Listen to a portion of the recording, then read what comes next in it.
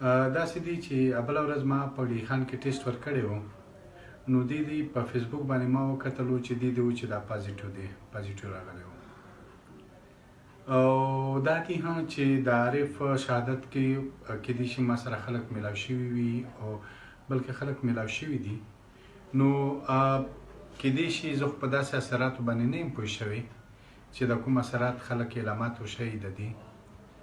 نو یو دغه شی ما خپل ځکه هم ښکاره کول چې زه دروغ او په پټه باندې او دروغ باندې یو بل نه ساتو سره.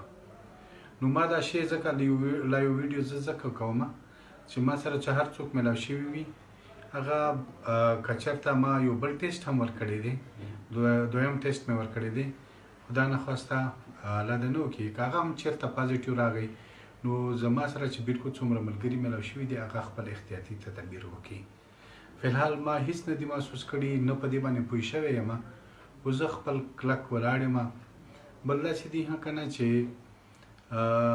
مونږ سوچ او فکر په دې حوالې سره خپل د هر څه دپاره ځانونه تیار کړي دي.